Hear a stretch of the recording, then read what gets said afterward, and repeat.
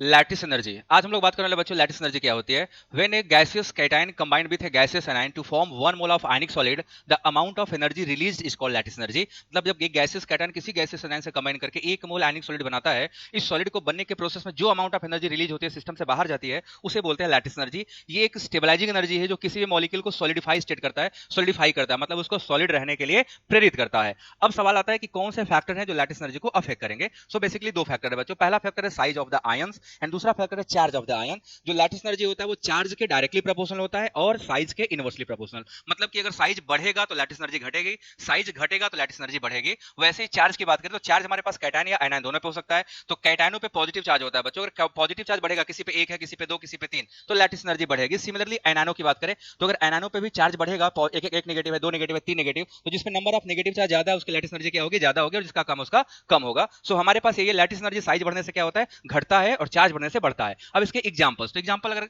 हम किसी भी ग्रुप में टॉप टू बॉटम मूव करेंगे तो टॉप टू बॉटम मूव करने पे क्या होता है, साइज बढ़ता है। लिथियम से सोडियम, सोडियम से पोटेशियम, पोटेशियम से रुबिडियम, रुबिडियम से सीजियम, ऊपर से नीचे जाने पे साइज बढ़ रहा है तो लैटिस एनर्जी क्या होगी, घटेगी। मतलब कि लिथियम क्लोराइड की लैटिस एनर्जी सबसे ज्यादा होगी, और अगर आप नीचे जाओगे सीजियम क्लोराइड की लैटिस एनर्जी सबसे कम होगी। वैसे अगर हम पीरियड में लेफ्ट टू राइट मूव करें तो दो चीज होता है बच्चों, एक तो साइज घटती है, दूसरा चार्ज बढ़ता है। जैसे लिथियम से अगर बेरिलियम जाओगे तो लिथियम पे मोनो पॉजिटिव है, बेरिलियम पे बाई पॉजिटिव है, बोरान पे जाओगे तो ट्राई पॉजिटिव है, कार्बन पे टेट्रा पॉजिटिव है। तो लेफ्ट राइट जाने पे क्या होता है, चार्ज बढ़ता है एज वेल एज साइज घटता है, तो ये भी लैटिस एनर्जी को क्या करेगा, बढ़ाएगा। अब कुछ क्वेश्चन कर लेते हैं, किसका लैटिस एनर्जी ज्यादा होगा।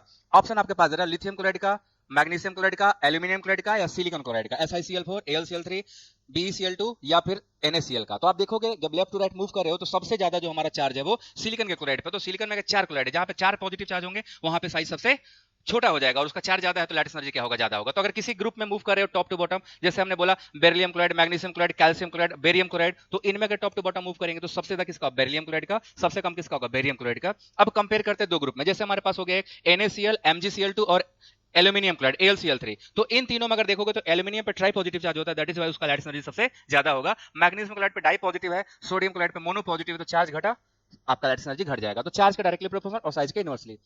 इसका एप्लीकेशन क्या है, देखो दो जगह, किसी भी कंपाउंड को वाटर में डालने पे सॉल्युबल होगा कि नहीं होगा, ये लैटिस एनर्जी डिसाइड करता है। अगर लैटिस एनर्जी हाइड्रोजन एनर्जी से ज्यादा होगा तो कंपाउंड कभी भी सॉल्युबल नहीं होगा। एग्जांपल इसका ये बच्चों, बेरिलियम, जो बेरिलियम सल्फेट है वाटर में सॉल्युबल है, जबकि बेरियम सल्फेट वाटर में सॉल्युबल नहीं है, because of high lattice energy, lattice energy ज्यादा होने की वजह से। सो ये हमारा लैटिस एनर्जी था। अगला एक टर्म इसमें है हाइड्रोजन एनर्जी, इसके बारे में अगले शॉर्ट में बात करूंगा। तब तक सभी लोग वीडियो को लाइक करके चैनल सब्सक्राइब जरूर करिएगा। ऐसे ही सारे चैप्टर के शॉर्ट्स आने वाले हैं वन बाय वन, सभी लोग सब्सक्राइब करके शेयर कर दीजिएगा। थैंक यू सो मच, मिलते हैं नेक्स्ट शॉर्ट में।